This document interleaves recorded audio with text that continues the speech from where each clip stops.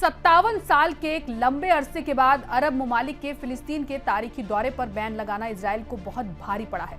Netanyahu की इस हरकत पर पूरा मिडिल ईस्ट आग बबूला हो उठा है। अरब ममालिक ने इजराइल के खिलाफ एक होते हुए जॉइंट प्रेस कॉन्फ्रेंस कर इजराइल की क्लास लगा डाली है। ना सिर्फ ये बल्कि सऊदी अरब के साथ इजराइल के रिश्ते की बहाली पर भी पानी फिर गया है।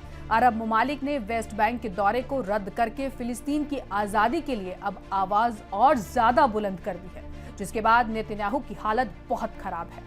नाजरीन, हमें ऐसा खदशा है कि सच्ची खबरें दिखाने में हमें जल्द ही चुनौतियों का सामना करना पड़ सकता है और हमारे YouTube चैनल तहजीब टीवी को टर्मिनेट भी किया जा सकता है। इसीलिए आपसे गुजारिश है कि हमारे नए चैनल जिसका नाम है तहजीब टीवी ऑफिशियल, आप उसे अभी सब्सक्राइब कर लें, ताकि अगर हमारा ओरिजिनल चैनल तहजीब टीवी किसी भी वक्त टर्मिनेट हो जाए तो आप आसानी से हमारे बैकअप चैनल से जुड़ सकें। हमारे नए चैनल तहजीब टीवी ऑफिशियल का लिंक डिस्क्रिप्शन में दिया गया है। शुक्रिया। अरब ममालिक के जरिए वेस्ट बैंक जाने वाले डेलीगेशन की क़यादत सऊदी अरब कर रहा था। ये मीटिंग 1967 में इजराइल के जरिए वेस्ट बैंक पर कब्जा किए जाने के बाद से सऊदी अरब की हाई लेवल मीटिंग होती। एक्सपर्ट्स ने इस दौरे को बहुत ही अजीम और तारीखी बताया, क्योंकि इस दौरे का बुनियादी मकसद फिलिस्तीन रियासत का कयाम था। और ये बात दुनिया बखूबी जानती है कि फिलिस्तीन की रियासत का नाम सुनते ही इजराइल की हालत खराब हो जाती है। यही वजह है कि इजराइल के खोखले वजूद को खतरे में पड़ता देख इजरायली पीएम नेतन्याहू ने अरब देशों के डेलीगेशन के दौरे पर बैन लगा दिया।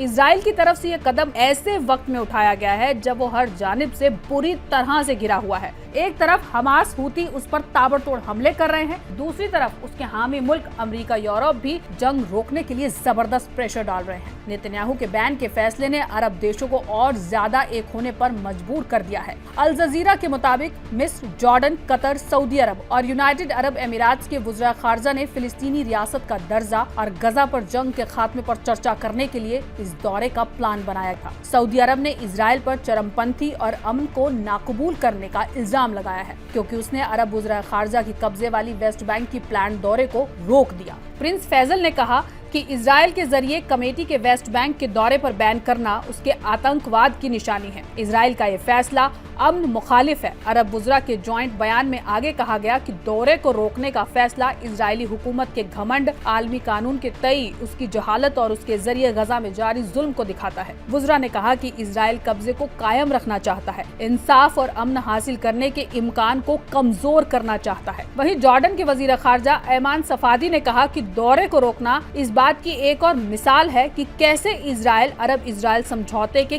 किसी भी मौके को खत्म कर रहा है। आपको बता दें कि इजराइल पर यूनाइटेड नेशंस और यूरोपीय देशों का दबाव बढ़ रहा है। तो इजराइल फिलिस्तीनी जंग के लिए 2 स्टेट सॉल्यूशन के हामी है, जिसके तहत इजराइल के साथ साथ एक आजाद फिलिस्तीनी रियासत भी वजूद में रहेगी।